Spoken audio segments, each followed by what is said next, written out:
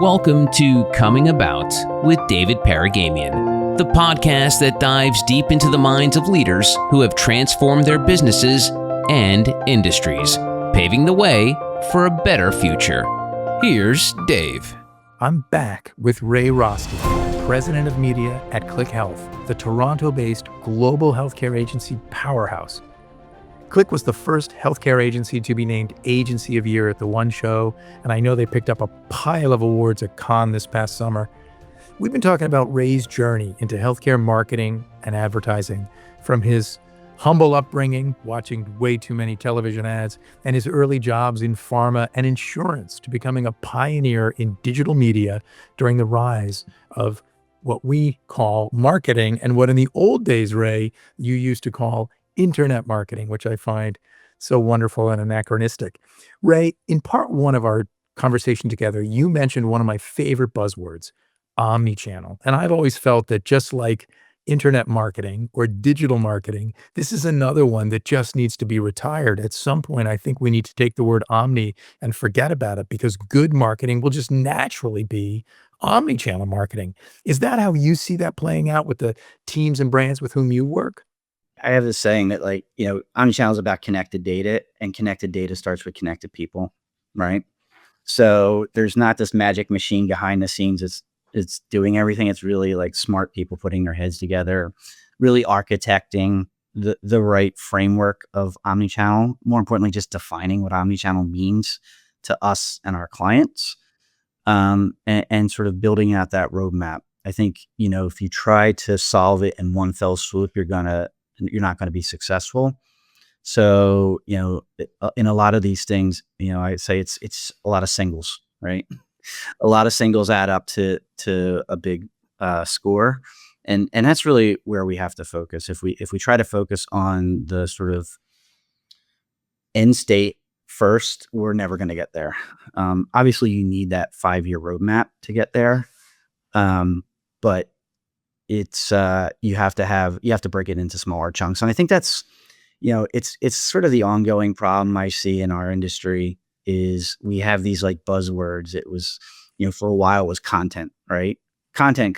And when you ask like, what do you mean by content? Content for what? It lacked that structure and definition, like that next click down. Then it went to identity and data, right? Well, tell me why, like what's the application? And we struggled in healthcare, especially with patients and first party data. Then it went to omnichannel, and now we're in this world of AI. So we have these like big buzzwords, and where we have to focus as practitioners is taking that buzzword, defining what it means, defining what's possible, and how we're going to use it to our advantage, to hopefully we get to that point where it's no longer a buzzword and it's just core to what we're doing. Yeah, no, I couldn't agree more. I mean, folks like to redact things down to the bumper sticker, right? The omnichannel is a good example.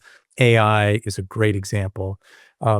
Let's pull those threads a little bit. As you think about over the next 3 to 5 year horizon, which is, I think, the best that we can possibly predict. How do you see AI being applied in your world, your clients? Yeah, I can't take credit for this, but somebody had said that the A in AI should be assisted, not artificial, right? And I think when you think about it at that lens, it's how does it augment the talent that we have? And another quote that I think is great that I can't take credit for, someone said, I want AI to do laundry so I can create art. I don't want AI creating art so I can do more laundry, right? So I think if we think about it through those two lenses, I think it's a little bit less scary. And, I think it's where those smaller little chunks of AI add up, right? So, a lot of what we're doing is look at the framework of how we work and sort of creating those smaller buckets. And then within those smaller buckets, there's even bigger sort of steps and processes. I think a big part of AI is building your own knowledge graph. If everyone's going to ChatGPT and just putting in a prompt and getting a response, well, then there's nothing unique about that other than the way in which you phrased your prompt, right? The differentiation is in what you're training it against.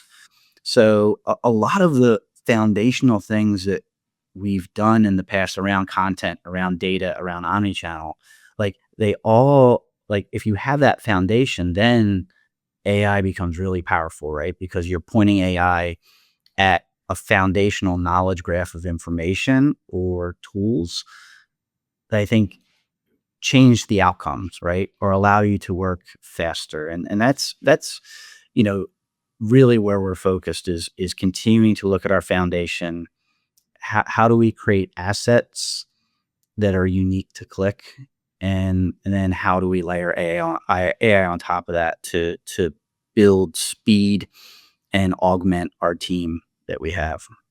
Yeah. No, I love the A in AI being either assist or augment, that it's not this scary, misunderstood, impervious, murky thing, right? But it is about allowing us to be a little smarter, a little faster, and to augment what we do. I always tell our staff that it's not here to replace people, it's here to help people. It's here so that as we scale, we can move more quickly and more efficiently.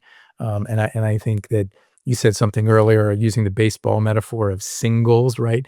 It doesn't have to swing for the fences. It doesn't have to be this transformative event that completely changes our organizational structure overnight. But if it helps us to do these things more quickly, these things more efficiently, that over time helps us scale and grow the business. And I think certainly it's something that I know every client in a pitch wants to hear about how we use AI. And I think incumbent upon us to use words as wise as you did, that it's not scary, it's not misunderstood, it's an assist, it's an augmentation. I love that, Ray.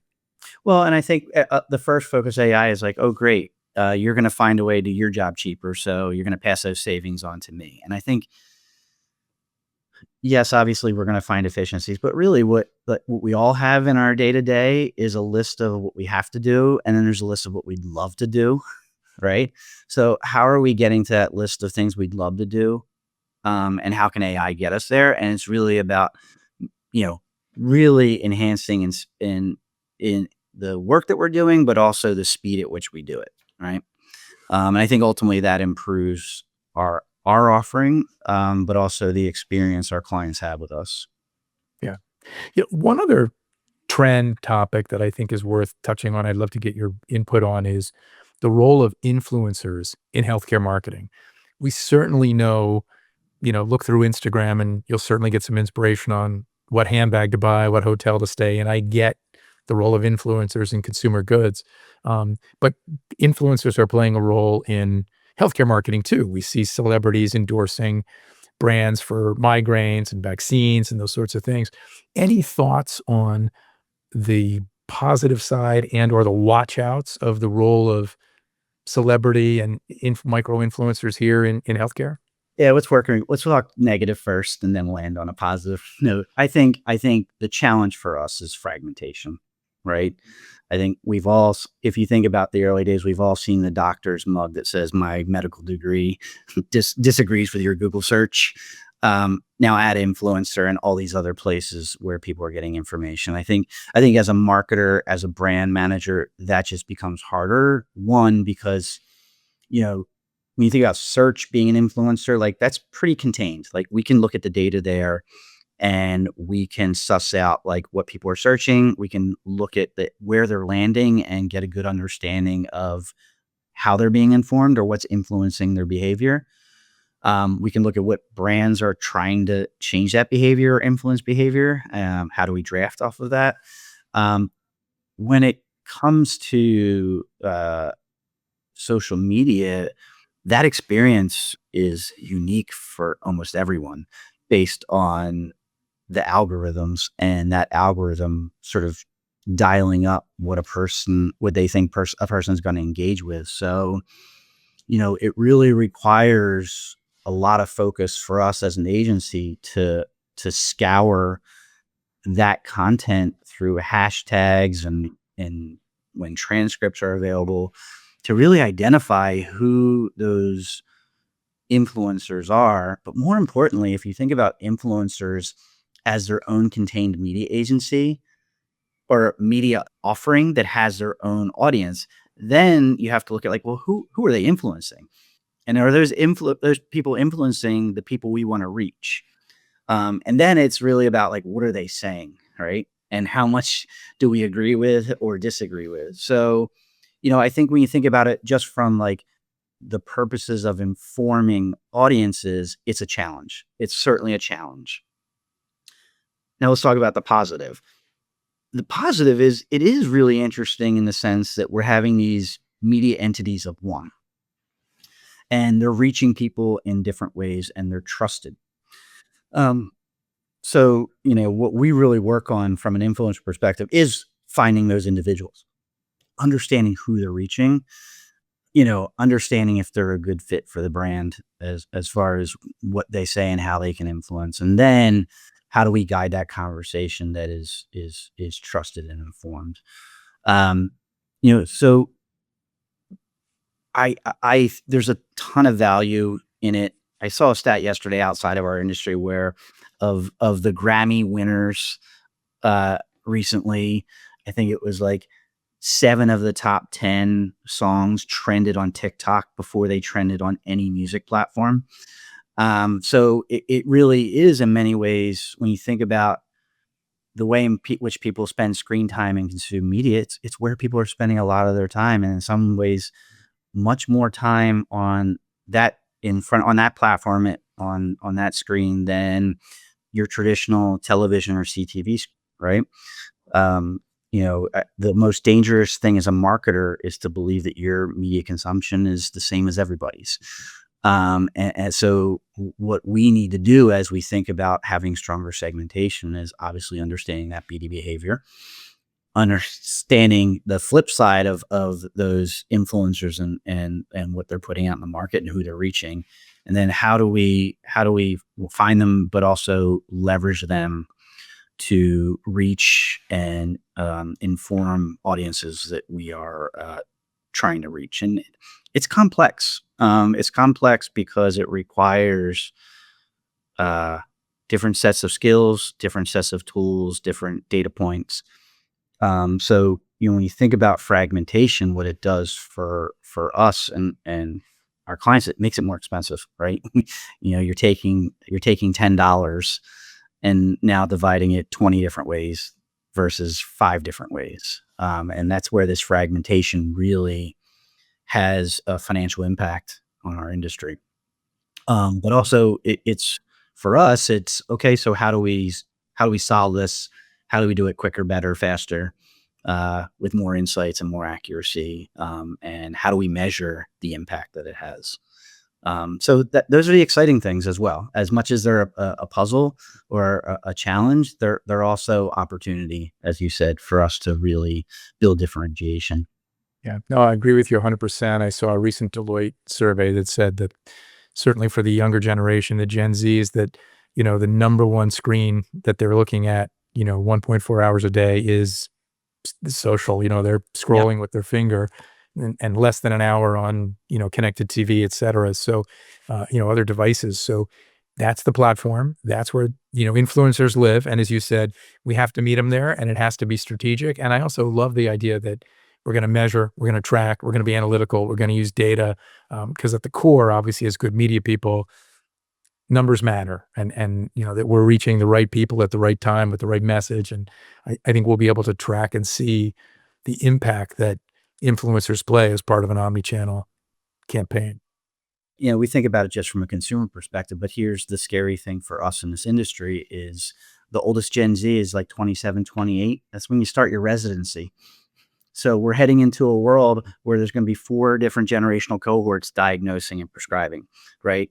They couldn't have wildly different media behaviors, and their media behaviors translate regardless of what their job is, right? So it's an interesting time for physician marketing that I think in the next couple of years, from an agency perspective, like we're hyper focused on sort of at what rate is that cohort changing the makeup of prescribing physicians, and how do we rapidly think differently about physician marketing as that younger generation is coming in with wildly different media consumption behaviors.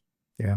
No, and I'll close the thought there that, I think for me, it reinforces why omnichannel is not a nice to do, it's a must do, but it's also like a symphony that we have to get right because, as you said, those 4 generational cohorts of physicians, that boomer physician on Saturday is reading the New England Journal of Medicine in an old school print, Yeah. flipping through by pages, and that 27-year-old resident is clearly looking at something else as he or she flips through their phone. And knowing that all of that has to be part of a good campaign and message delivery for consistency is so important. Well, I want to be respectful both your time and the listeners' time. I want to pivot to sort of a last chapter here, which is with the benefit of the wisdom of this incredible career, starting out in the serendipitous way that you did and landing in this incredible media trajectory as the president of a major global agency. Um, what advice would you give your younger self? I know we've got listeners listening that are early in their career. Yeah. With the wisdom of the gray hair that you and I have, what do you want to share? Yeah. Wisdom of gray hair and no hair. I think the thing that I wish I had learned earlier on is that feedback's a gift. There were people that were giving me feedback at times. I was very defensive of like, well, why are you criticizing me? And it wasn't criticizing. It was people that really were trying to, help me in my career. So I would say I was relatively early in my career. It was definitely pre Publicis when I learned that. But I think that's super important, like to being open to feedback and recognizing the sort of position it's coming from, and really digest it and work on ways of resolving or improving. I think being open to ideas from all levels. I would say when I was a Publicis, some of the smartest things we did came from like kids out of college that were just starting out in their career because they didn't have any barriers. They would just see things with fresh eyes. And someone was really smart. And like when you questioned yourself of like, why do we do it this way? Like you didn't have a good answer. So, that sort of one openness to ideas and finding ways of sussing those ideas out or platforms in which people can show those ideas is important, but also like not being married to anything. If there's a better way to do something, then let's do it. Like let's pivot and do that. I would say the next thing is not being afraid of change. In our industry, it's constant. And what I try to tell my teams is don't think of it as change, think of it as evolution. And, I think there's a saying like that, change is hard, but irrelevance is harder. So as I get older in my career, I think it's easy to sit back and say, man, another change, another thing. There's times where it's like, gosh, can't things just stay the same and make my life easier? But I think that's the wrong way to think about it. I think it's progress and evolution, and it's where you look for the opportunity in there. So I think when you reframe it as evolution of everything we do and we need to evolve with it, I think it really allows you to sort of set the frustration of the change aside and really look for the opportunity to stand out and differentiate. So that would be another one I would say, especially in this industry. You cannot rest on your laurels with our industry because behaviors change at such a rapid pace, and we have to understand those changes and meet those moments. Yeah, I think that's the great last word. I'll put an exclamation point behind. I think of all the smart things you just said, I agree with all of them. And the one I agree the most with, obviously, is this constancy of change, the constant need to be able to adapt and to pivot. Sounds a little bit like a guy that thought he was going to go to college to be a chiropractor. Turned out he's running a media company, around the world. So the ability to pivot, to change, to adapt, to constantly learn. I always say that the most dangerous words in any company are we've always done it that way. Yeah. If that were the case, you and I would be getting to work tomorrow on the back of horses as opposed to in some sort of, vehicle that may or may not even be, gas powered. Right. So I think that whole idea of pivot and change and the constancy of change, that it's not scary, it's evolution, as you say, and it's necessary. So Ray, I'll give you any last words, but I really want to thank you for being with us and the audience today. I love this opportunity to reflect, jog my memory on things. And, fortunately I remember a lot, which is a good thing, knock on wood. But yeah, Dave, thanks. It's so good to catch up with you. And I love stepping away from the day-to-day just to reflect on these things. So thank you for the opportunity. Well, thank you for sharing with me and with the audience. And I wish you much continued success in the journey. Lots of great stuff ahead for you, Ray. Thank you. Appreciate it. You're welcome, Ray. Well, that wraps up another episode of Coming About. If you've enjoyed the show, I'd really appreciate it if you left us a review. It helps others discover the podcast and join the conversation. Thanks for listening, and I'll look forward to seeing you next time. This has been Coming About. We hope these conversations have left you feeling empowered and ready to take your organization to the next level.